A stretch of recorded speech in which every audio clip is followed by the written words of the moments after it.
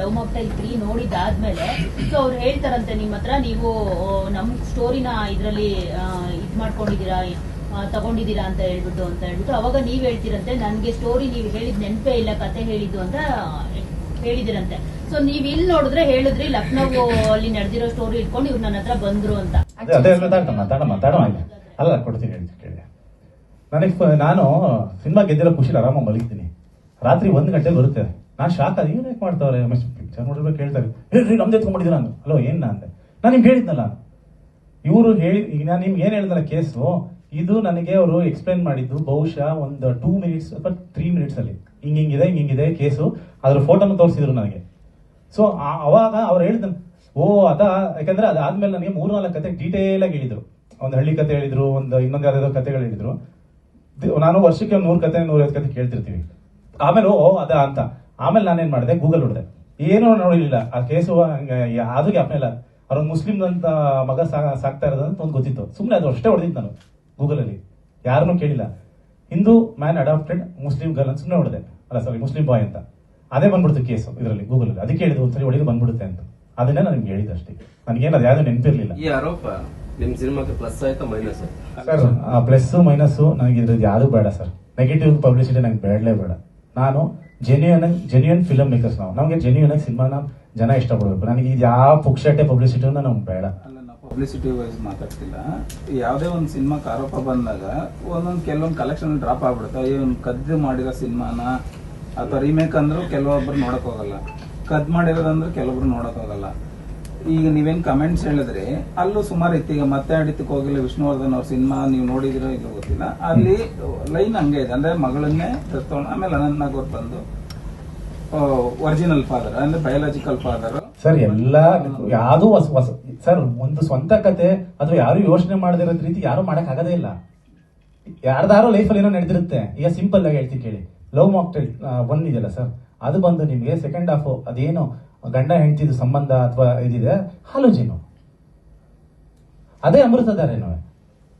ಅದ್ರ ಮುಂದಕ್ಕೂ ಇನ್ನೂ 1000 ಪೀಸ್ ಬರುತ್ತೆ. ಆದ್ರೆ ಸ್ಕ್ರೀನ್ ಪ್ಲೇ ಅಂತ ಹೇಳ್ತಾರೆ, ಆ ಕ್ಯಾರೆಕ್ಟರೈಸೇಷನ್ ಸ್ಕ್ರೀನ್ ಪ್ಲೇ ಅದೆಲ್ಲರದು ಒಂದೊಂದೊಂದು ಬೇರೆ ಬೇರೆ ತರ ಬರ್ಕೊಂಡು ಹೋಗ್ತೀವಿ. ಈಗ ಇದಕ್ಕೆ ಬರೋಣ, ಅದು ಲವ್ ಮಾಕ್ಟೈಲ್ 2 ಅಲ್ಲಿ ಬಂದು ಪರಮಾತ್ಮದಲ್ಲೂ ಅದೇ ಹಾಲೋಜಿನೇಷನ್ ಸರ್ ಇರುತ್ತೆ ಅಲ್ವಾ. ಅಲ್ಲಿರೋಂಥ ಕ್ಯಾರೆಕ್ಟರ್ ಬೇರೆ, ನಮ್ಮಲ್ಲಿ ನಿಧಿಮಾ ಕ್ಯಾರೆಕ್ಟರ್ ಆದಿ ನಿಧಿಮಾ ಅವ್ರ ಸಂಬಂಧನೇ ಬೇರೆ, ಅಲ್ಲಿ ಅಪ್ಪು ಸರ್ದು ದೀಪ ಸನ್ನಿಧಿ ಅವ್ರದ್ದು ಕ್ಯಾರೆಕ್ಟರೈಸೇಷನ್ ಆ ಸಂಬಂಧನೇ ಬೇರೆ, ಅದೇ ಬೇರೆ ಇದೇ ಬೇರೆ. ಬಟ್ ಆ ಕಾನ್ಸೆಪ್ಟ್ಗಳು ಅಥವಾ ಇದು ಅದು ಎಲ್ಲದರಲ್ಲೂ ಬಂದೇ ಬರುತ್ತೆ. ಅದು ಮೀರಿ ಯಾರು ಕತೆ ಮಾಡಕ್ ಸಾಧ್ಯ ಇದೆಯಾ ಇವತ್ತಿಗೆ? ಕಲೆಕ್ಟ್ ಮಾಡ್ಕೊಂಡು ಒಂದಷ್ಟು ಇರ್ತವೆ, ಗೊತ್ತಿರುತ್ತಲ್ವ ಬೇಡಿಕೆಗಳು. ಈಗ ಬಂದು ಏನು ಬಿಡಲ್ಲ ನಮಗೆ, ಒಂಚೂರು ಹೆಸರು ಕೊಟ್ಬಿಟ್ಟು ಸಾಕು ಅಂತ ನಮ್ಮ ಇನ್ನೊಬ್ರಿಗೆ ಹೇಳಿರೋದು.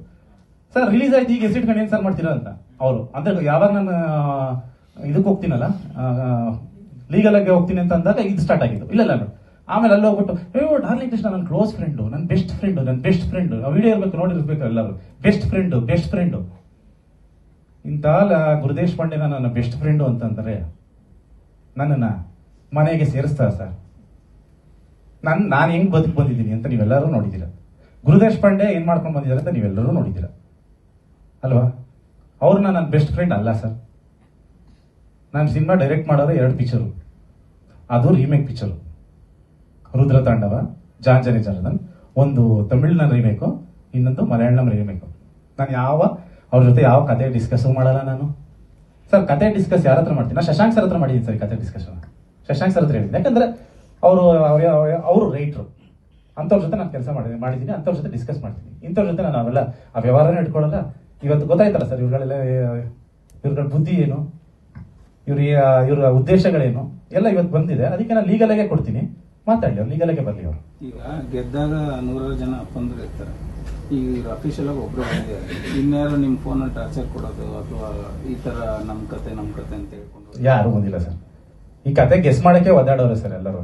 ಏನ್ ಮಾಡಿರ್ಬೋದು ಲವ್ ಮಾಕ್ಟೈಲ್ 3 ಅನ್ನೋದನ್ನ ಗೆಸ್ ಮಾಡಕ್ಕೆ ಸಿಕ್ಕಾಪಟ್ಟೆ ಒದ್ದಾಡಿದ್ದಾರೆ. ಇನ್ಫ್ಯಾಕ್ಟ್ ಇವತ್ತು ನೀವು ಕೋರ್ಟ್ ರೂಮ್ ಡ್ರಾಮಾ ಅಂತ ನಾನು ಮೈಕಲ್ ಹೇಳಿದ್ರು ಕೂಡ ಥಿಯೇಟರ್ ಕೂತ್ಕೊಂಡಾಗ ಅವ್ರು ಗೆಸ್ ಮಾಡಲ್ಲ.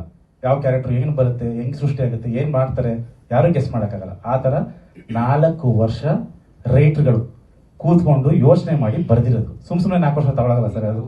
ಅಲಿಗೇಷನ್ ಮಾಡಿದ್ರಲ್ಲಿ ಕೋರ್ಟ್ ರೂಮ್ ಡ್ರಾಮಾನೇ main. Court room drama sir, court room drama ಅದು ಪೇಟೆಂಟ್ ಸರ್ ಅವ್ರದ್ದು, ಯಾರು ಅದನ್ನ ಹಾಕಣಂಗಿಲ್ಲ. ಹೇಳ್ತೀನಿ, ಒಂದು ಶರಣ್ಗೇನೋ ಮಾಡಿ ರಮೇಶ್ ಅರವಿಂದ್ ಅವರು ಬಂದು ಲಾಯರ್ ಆಗೇನೋ ವಾದ ಮಾಡೋ ತರದಿತ್ತು, ಮಗ ಅಪ್ಪಂದು ವಿಷಯ ಅನ್ನೋದು ಅವರು ಹೇಳಿರೋದು. ಮಾಡ್ಲಿ ಸರ್, ನಾನು ಬೇಡ ಅಂದ ಸರ್. ಅದನ್ನೇ ಗೂಗಲ್ ಇರೋ ಕತೆ ಸರ್, ಅದು ಆಲ್ರೆಡಿ ನಡೆದಿರೋ ವಿಷಯ. ಮಾಡ್ಲಿ, ಯಾರು ಬೇಡ ಅಂದ. ಅವ್ರಿಗೆ ಕೋರ್ಟ್ ರೂಮ್ ಡ್ರಾಮಾ ಎಷ್ಟು ಬಂದಿದೆ ಸರ್ ಸಿನಿಮಾದಲ್ಲಿ? ಅಜಯ್ ಅವ್ರದ್ದು ಬರಲಿಲ್ಲ ಸರ್ ಕೋರ್ಟ್ ರೂಮ್ ಡ್ರಾಮಾ? ಎಷ್ಟು ಪಿಕ್ಚರ್ ಬಂದಿಲ್ಲ ಸರ್? ನೀವು ಮಾಡಿ ಕತೆ, ಯಾರು ಬೇಡ ಅಂದವ್ರು ನಿಮ್ಗೆ? ಈಗ ಸಪೋಸ್ ಈಗ ಆದ್ಮೇಲೆ ಈಗ ನಾನು ಲವ್ ಮಾಕ್ಟೇಲ್ 3 ಆದ್ಮೇಲೆ ಆ ಸಿನಿಮಾ ಅವ್ರು ಏನಾದ್ರು ರಿಲೀಸ್ ಮಾಡಿದ್ರೆ ನಾನೇನು ಕೇಳ್ತೀನ? ಯಾಕ್ರಿ ಕೋರ್ಟ್ ರೂಮ್ ಡ್ರಾಮಾ ನಾನೇನು ಪೇಟೆಂಟ್ ಇಟ್ಕೊಂಡಿದ್ದೀನ? ಈಗ ಲವ್ ಮಾಕ್ಟೇಲ್ ಫಿಲಮ್ ಅಲ್ಲಿ ಹೀರೋಯಿನ್ ಕ್ಯಾನ್ಸರ್ ಬಂದು ತೀರೋಗಿದ್ದಾರೆ ಅಲ್ವಾ ಸರ್? ನಿಧಿಮಾ ತೀರೋಗಿದ್ದಾರೆ. ನೆಕ್ಸ್ಟ್ ಇಂಡಸ್ಟ್ರಿಯಲ್ಲಿ ಯಾರಾದ್ರೂ ಕಥೆಯಲ್ಲಿ ಹೀರೋಯಿನ್ ಕ್ಯಾನ್ಸರ್ ಬಂದು ತೀರೋದ್ರೆ ಅದು ನಂದು, ಅದು ನಾನು ಪೇಟೆಂಟ್ ತಗೊಂಡಿದ್ದೀನ? ಹಂಗಾಯ್ತು ಈ ಕಥೆ. ಇದು ನಿರ್ಭೀತ, ನಿಷ್ಪಕ್ಷಪಾತ, ವಿಶ್ವಾಸಾರ್ಹ ಸುದ್ದಿಗಳಿಗೆ ಮತ್ತೊಂದು ಹೆಸರಾಗಿರುವಂತ ನ್ಯೂಸ್ 18 ಕನ್ನಡ ಈಗ ಆಪ್ನಲ್ಲೂ ಲಭ್ಯವಿದೆ. ದಯವಿಟ್ಟು ಇಲ್ಲಿರುವ QR ಕೋಡ್ ಅನ್ನ ಸ್ಕ್ಯಾನ್ ಮಾಡಿಕೊಂಡು ಆಪ್ ಅನ್ನ ಡೌನ್ಲೋಡ್ ಮಾಡೋದಕ್ಕೆ ಮರಿಬೇಡಿ. ನಿಮ್ಮ ಬೆಂಬಲ ಹೀಗೆ ಸದಾ ನಮ್ಮೊಂದಿಗಿರಲಿ. ಧನ್ಯವಾದ.